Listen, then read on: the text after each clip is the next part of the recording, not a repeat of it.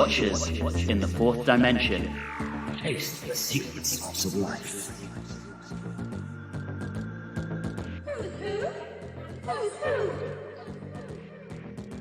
I am the Doctor. Welcome to Watchers in the Fourth Dimension. I'm Don. I'm Anthony. I'm Julie. And I'm Riley. Today, we're doing something we haven't done in over a year, and that's doing yet another special musical episode in which we take 2 or 3 tracks related to Doctor Who ephemera and listen to them and give our thoughts on them.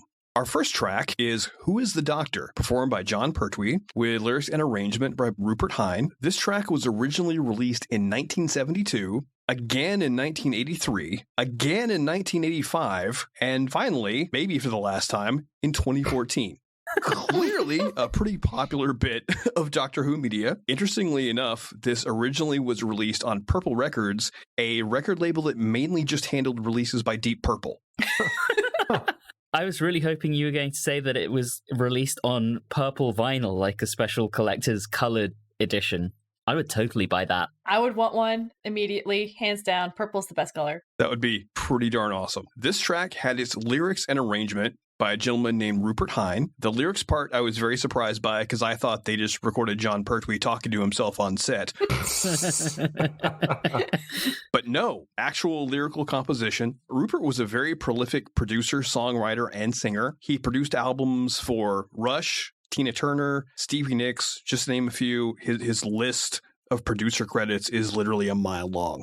His Wikipedia, it's very impressive list of people he's worked for. For me, he also produced the soundtrack to the movie Better Off Dead. If you haven't watched it, it's a very wonderful bit of 80s fun. Sadly, he died in June 2020 at the age of 72 with a musical career lasting over 50 years in the business. Finally, as our little behind the track information comes to a close, John Levine actually once sang this song as a tribute to Jon Pertwee, but replaced the line, "I'm the Doctor," with the words, "I knew the Doctor." So on that sad note, let's talk about it. I really enjoy this. It's a guilty pleasure for me. Oh, so Anthony, you were familiar with it prior? Honestly, I was familiar with all 3 of the songs or tracks that we're going to discuss today, and I have very fond memories of being at a Doctor Who viewing party at a friend's house in the UK. And as things got a little more drunken later on in the night, someone put this on and did like an impromptu karaoke version of it. Simon Hart, if you were listening, that's you. Wonderful. I did enjoy it. It really leaned hard into it being about Doctor Who. The fact that it's really not sung is great. It kind of has like a Shatner-esque type thing going for it.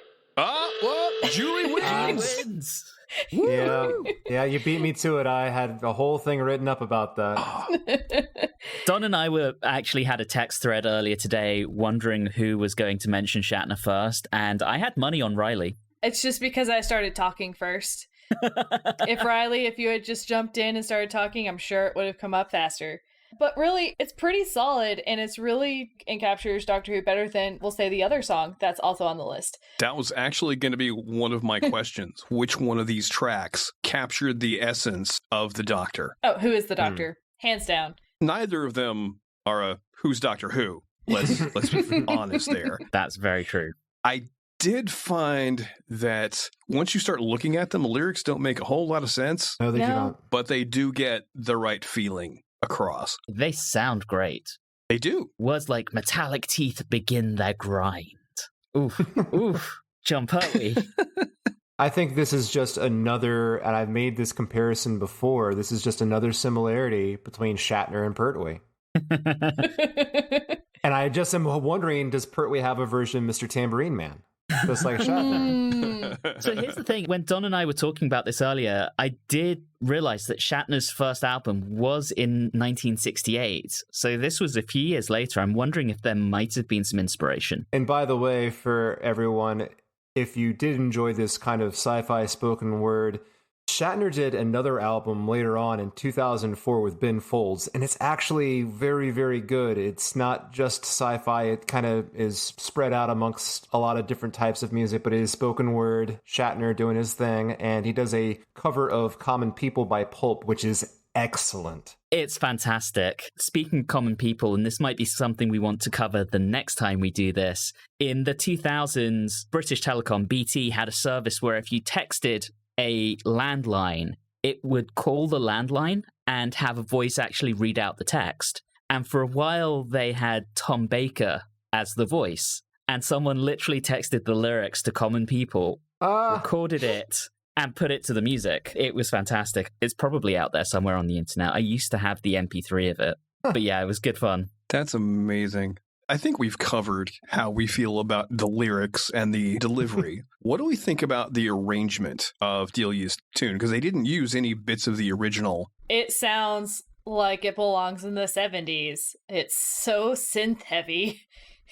And I'm like, well, this is what I'm used to. It's not quite like Dudley Simpson-esque because I think it leans more into what was going on in music as opposed to trying to fit into like a television show. So I enjoyed it a lot more, but that's kind of my feeling is I thought it was well done. Yeah, it's a little heavy on the synth, but that makes sense. Yeah, I would agree with that. It does feel very much of its time. I did like how it kind of starts out with a bit of piano at the beginning before they begin layering on different instruments. Yeah, I would agree with that as well. I actually like the arrangement. I think it went on a little longer than it needed to after Pertwee's last line, but overall, it was a good arrangement. Do we have anything else we would like to say about Who is the Doctor? Eventually, if anyone wants to buy us drinks at DragonCon one year, we might do a rendition of this. You get us drunk enough. You don't need to get me that drunk. Sorry, guys, but I sing enough on the podcast. I'm specifically talking about doing a rendition of this rather than singing in general. I'll do it, but I'll do it using a Shatner impression. Fair. Love it. Moving on, and yet moving backwards, we're going to discuss Who's Who. And is anyone else getting very confused by all the names of these different songs? Yes. Yes. Very, very confusing. This was performed by Roberta Tovey, who was the competent young Susan in Doctor Who and the Daleks. The lyrics and the arrangement was by Malcolm Lockyer and his orchestra, and he was the one that actually did the score of the film. And in case you couldn't tell, they released this to cash in on the popularity of Doctor Who and the Daleks. Julie, you have feelings. I do have feelings. This is where I felt it really fell apart of not being about Doctor Who at all. Most of it, I'm sitting here, I'm like, not Doctor Who, not Doctor Who, not Doctor Who. So yes, they're leaning very heavily on the movies. And even then, I'm like, it still doesn't seem to make sense, but all right, we'll go with it. I loved the music in this one because it's the 60s. I love that style. I thought that was wonderful. Oh, yeah. But you could definitely tell that this was made because of the popularity of the film. Speaking of the music, I really liked how prominent the bass was in the mix. Not just chugging along, but just doing very interesting things, and everything else is mainly just backing vocals and stuff. So it was really cool. What's really confusing for me about this is it was made to cash in on the success of the movie. But when she's describing him, she talks about a man with long grey hair, which is ostensibly not Cushing. That's more like Hartnell. Who's she even talking about here? It just feels very cheap and lazy and slapped together. Who is the Who that you're talking about? And did Horton hear him? Exactly. Also, like, while sitting on top of a horse, when in the world has the Doctor been sitting on a horse? I think they really needed a rhyme. Yeah. I think they're like, what are we going to do? Put him on top of a horse. I felt like this song had a real kind of Burt Bacharach sound to it. It had like a snazzy percussion. It had very active background vocals that had like a production behind them. I don't know what you would call it, but it has that kind of Bacharach sound. And also the brass that kicks in at the back half of the song. It's one of those things like we just talked about Day of the Daleks, how that was not a Dalek story. You know, it could have put anyone else in here. This is not a Doctor Who song because the lyrics are just kind of thrown together. They're trying to be a Doctor Who song, but it doesn't really seem to work. But the music itself is good. Personally, I enjoyed the sound of this one more than the others, but lyrically, it's nonsense. At the risk of being a hateful individual, I'm just going to come out and say it. I really hate pop songs with kids singing in obvious kid voices. I mean, all that little Donny Osmond stuff. Yeah. Hated that. No, don't you dare. Not Donny Osmond. You all heard it here first. Anthony hates children. But Donny Osmond is a national treasure. Maybe when he grew up. I'm just not a fan of obvious kid voices on pop songs. Oh. Doesn't work for me. Not a fan. And I think Roberta Tovey singing this is just incredibly annoying to me. I was going to say, I didn't like her at all. She cannot sing. Sorry, but she can't. I think that having someone a little bit less cutesy would have gone a long way. So to a certain degree, Anthony, I agree with you. I just disagree with your whole premise that there are no good child singers. I didn't say there are no good ones. I just said I don't like it. There is a difference there. I just hate them. They should have gone all the way with Burt Bacharach and hired Dionne Warwick to sing this song. It would have been amazing. But I also think that I could potentially rewrite some lyrics and have a better Doctor Who song. Go on then. Oh, no, I can't. You heard it here. Next year, or whenever we do this again, Julie will have a completed Doctor Who track. Just don't be surprised if it has a lot to do with Jamie or Benton. Jamie and Benton. You don't want that. It's the invasion all over again. Oh, boy. Have we extracted everything from the marrow that is Who's Who? I think so. Yep. Let's end the suffering. The suffering is about to continue. The final thing that we will be discussing is known as the Delaware theme, performed by Brian Hodgson, Paddy Kingsland, and according to some sources, Delia Derbyshire was actually involved in this in some way. This was recorded as a test of the new BBC radiophonic workshop EMS Synthi 100, which is a huge synthesizer that's basically a desk full of buttons and knobs. They intended for this to be a new version of the theme for 1972, but for some reason they changed their minds. Can't imagine why. The synth was named Delaware after the name of the road outside the studio where they recorded it was, and thus this became known as the Delaware theme. Surprisingly enough, this has actually been used in the show twice in Australia by accident. In episode 2 of Carnival of Monsters and episode 5 of Frontier in Space. It's also been used in the Big Finish production, The One Doctor. It did also make it onto that episode of Frontier in Space in the VHS release in the mid-90s, just because they wanted to put it out there. Wow. I can tell you, actually, seeing it in context, it was no better. My notes say, no. And then the next one is, no bueno. And then I said, I mean, it's inventive, but no. You could tell that they had a lot of love for that machine by how hard they worked on coming up with a name for it. Just looking out the window and just be like, oh yeah, that's that street. Yeah, let's call it that. Showed that they really cared about that machine a lot. I think there were a lot of machines that were named in similar ways, because anytime they would get one, they would name it. I was hoping when you said it, when you described it, I thought it was going to be called Synthi.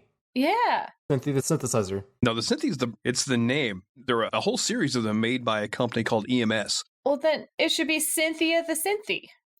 That would be better. Yes. This specific one was a Synthi 100. I'm probably more familiar with the sound of, I think it's called the Synthi A, which was the primary instrument in Pink Floyd's On the Run. So actually, there was one part where I was like, this kind of sounds like the thing that Peter Frampton does with his little mouth thing. And I was like, well, that's an interesting choice. There were a lot of interesting choices here. I do want to know how much it cost them to do this once you consider, the cut that they probably had to include for the R&D for the actual machine. I think we could do it far cheaper on a set of rubber bands. What replaces the awesome bass line is what sounds like a jaw harp. It does sound like that. Why would you replace the awesomeness with it? I mean, I think they were just playing around with it, but it's still such an interesting choice. Because also the cost difference between that machine and a jaw harp. Yeah. To be fair, they didn't buy the machine just to do this. They bought the machine and then they decided to do this. I think I figured it out. This is like the Monty Python gag from The Meaning of Life. It's the machine that goes ping. Yeah. Yes. Here's the thing, I could understand them being like, hey, we're going to test this machine out. We're going to do the Doctor Who theme. Cool.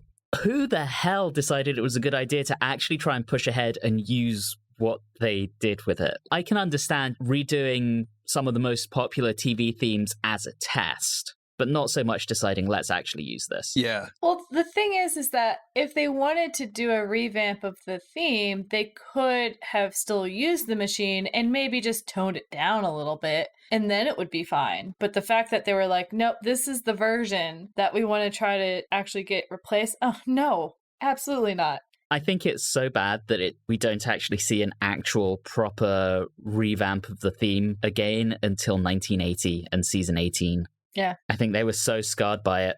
My particular hill that I will die on is I think the first version of the theme is perfect for Doctor Who. And so anytime they change, I'm like, I'm old and grumpy like that. I am, unfortunately, started with Murray Gold, so I'm a little... I don't want to say jaded, but I do enjoy the Murray Gold. That's fine. I'm not saying it's bad. I'm just saying that for me, I like the ominous and weird sound of the original. Yeah. That's fair. I have a theme hill that I will die on, but we're not there yet, and I'm not willing to embarrass myself to everyone else to that level yet.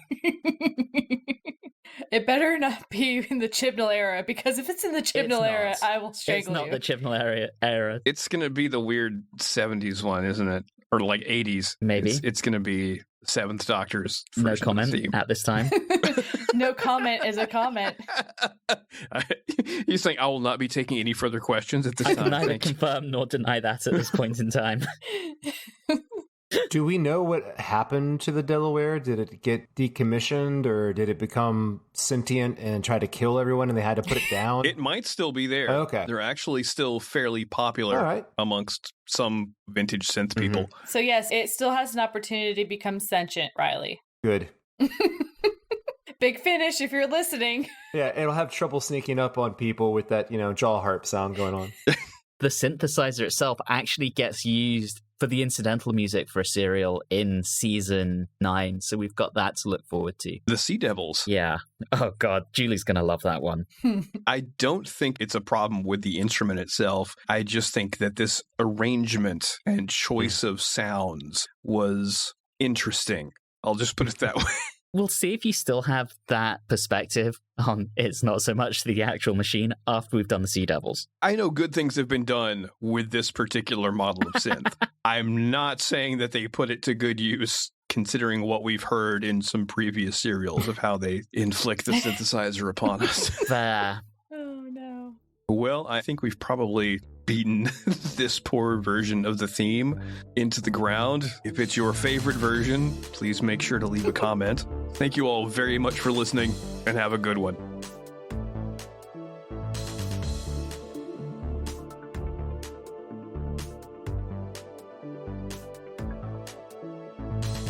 You have been listening to Watchers in the Fourth Dimension with Don Smith, Julie Philippek, Riley Schreck, and myself, Anthony Williams. This bonus episode, Who's Who and Did Horton Hear Him?, was originally recorded on Thursday, the 18th of November 2021. If this is your first time listening in, all of our previous episodes are available through your favorite podcasting app. You can interact with us on Facebook, Instagram, and Twitter at Watchers4D, and you can also email us at watchers4d@gmail.com. If you're enjoying the show, please do subscribe and leave us a review or rating on your favorite podcasting app. All of those things really do help the show. And always remember, never badmouth Donny Osmond with Julie within earshot.